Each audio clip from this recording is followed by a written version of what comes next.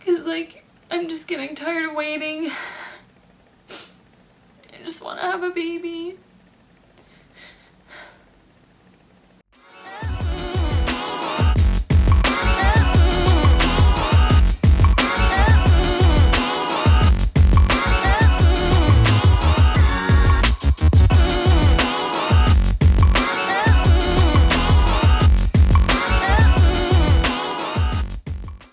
Hey guys, and welcome back to our channel.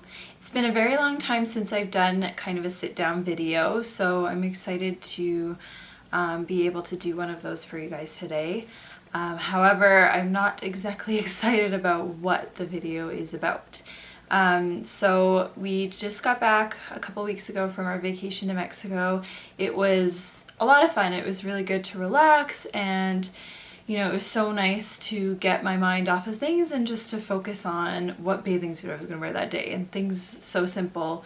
It was just really awesome. So if you haven't checked out our Mexico travel diary, I will link it down below. We worked really hard on it, and it was a lot of fun to make, so hopefully you guys will enjoy that.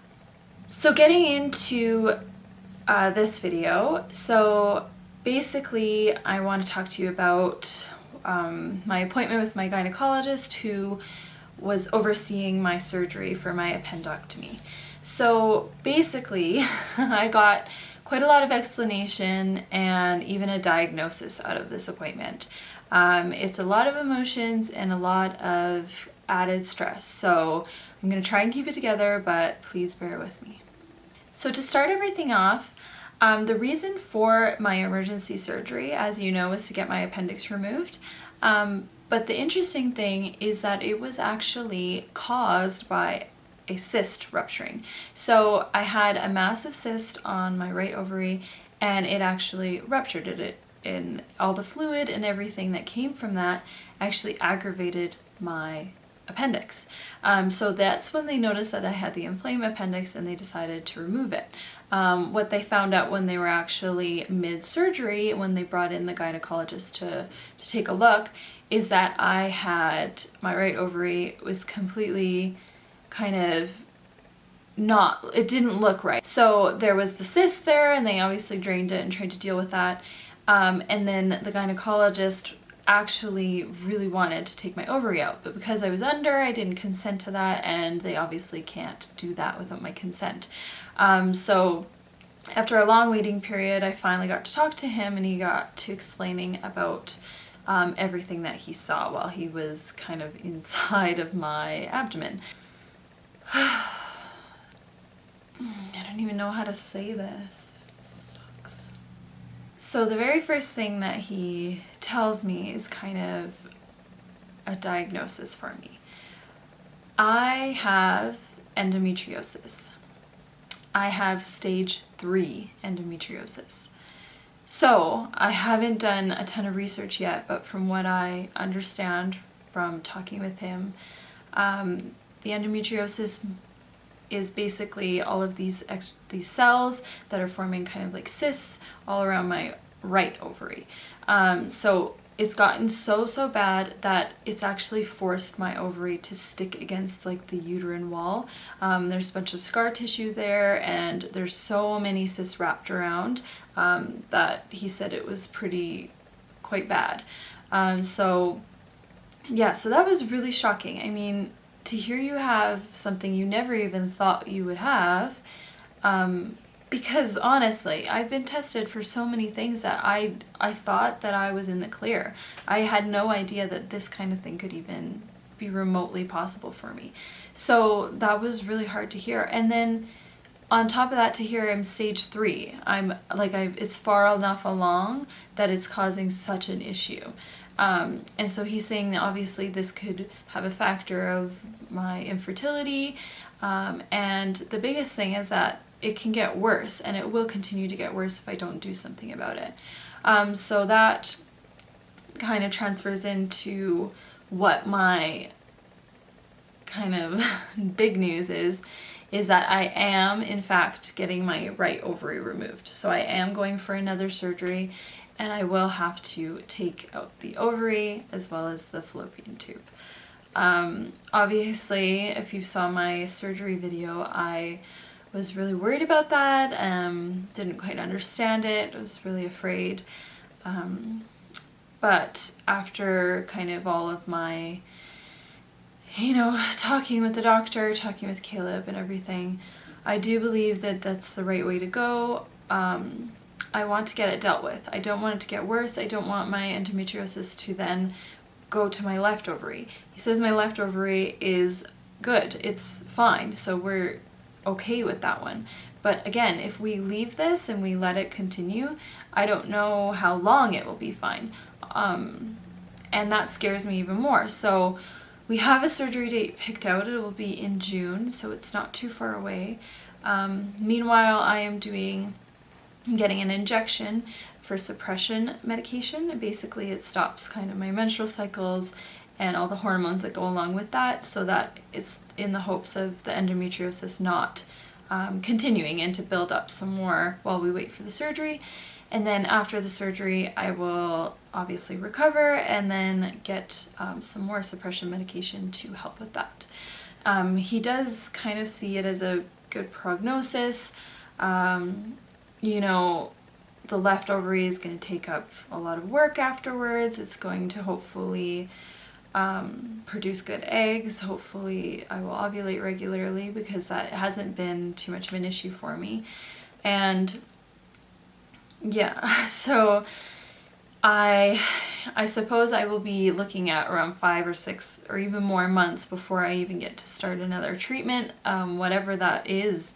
I don't know. I feel a little bit worried about whether we're going to keep doing the IUI route or whether we're going to even do IVF now, because I only have one ovary to work with. That makes it kind of a little bit more complicated and a little more difficult. So we have a lot of thinking to do and a lot of researching to do over the next little while. I'm really, really disappointed that I won't get to do any more treatments right away. I honestly thought that we would be pregnant or even close to pregnant by now, and this is just another hurdle. Like, I can't even believe the hurdles that we're being faced with and how they just come out of nowhere. Like, I went to the hospital and found out I was getting my appendix removed, and then a month later I'm signing to get surgery to get my ovary removed. I'm kind of in shock, and I'm trying to kind of take it day by day and let it sink in and try to just understand what's going on with my body and what I can do to help it. So that's where I'm at right now, is basically trying to let it all sink in. It's just so crazy, Like, never did I think that trying to have a baby, trying to have a family was going to be this difficult.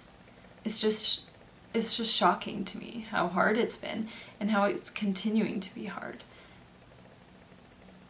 It's so hard to remain hopeful, and I'm trying my best, but I don't think any woman wants to hear that they have to have their ovary and fallopian tube removed. I mean, then I have one left. What happens if this happens again to the other one? That's my biggest fear. And basically, I have to accept that for the rest of my life, for the rest of my childbearing life, I'm going to be on medication to control this endometriosis, because as we can see, it has the ability to really cause damage. And like, I'm willing to accept that if it means that I will be able to move forward, and hopefully in 6 months or so, when we have all of this kind of dealt with and we do whatever treatment we are going to do, I'm just praying and hoping so badly that it'll work, or that my chances will be better. Because, like, I'm just getting tired of waiting. I just want to have a baby. I want to have a family. I want to move on. And I want to be able to give my love to this baby that I want so bad.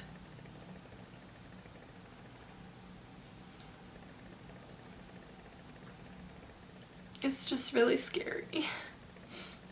So because this is a new territory for me, I'd be definitely interested if any of you have had an ovary removed, if you have had success, or what kind of your experience has been. Again, if you have endometriosis, kind of what has helped you along, and any hope that you can give to me would be so great. So please leave your comments down below, as I always love reading them. And it's really, really helpful to hear of other people's experiences, and again, to gain more knowledge for myself as I kind of embark on this whole different journey. One of the big things that I took away from kind of my appointment is that now we have to accept that we are both struggling with infertility. You know what I mean? Like before it was, we thought everything was with Caleb, and now I'm adding to it. Now we both have infertility. It's become just that much more complicated, and it sucks because we thought we were jumping the hurdle of Caleb's issues, and now we're just adding mine. And so I don't know how much longer, how much harder it's going to make this whole journey. But I am glad that I have Caleb here for me and that we can do it together. Ellie! Yeah.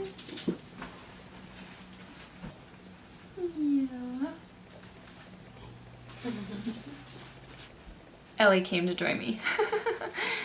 So that's basically all the news I have for you guys. I'm definitely going to make more update videos as I learn more about my kind of diagnosis and about my surgery and kind of the whole new territory that I'm in.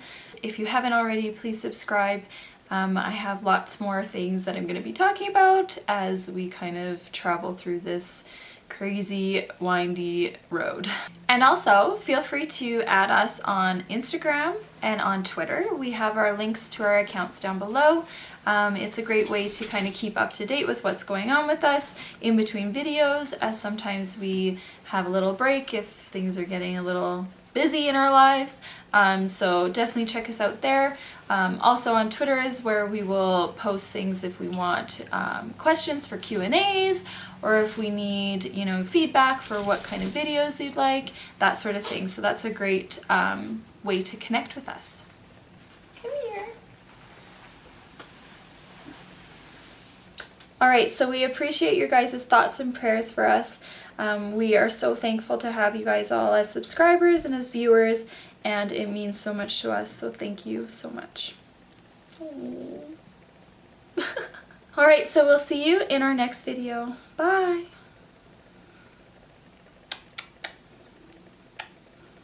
1, 2, 3, 4, get my shoes and out the door. 5, I'm alive. 6, 7, 8, feeling great. 9, gonna shine, life is good. I'm doing fine. 10, gonna do it right and do it again, yeah. I look into the sky with all the beautiful color.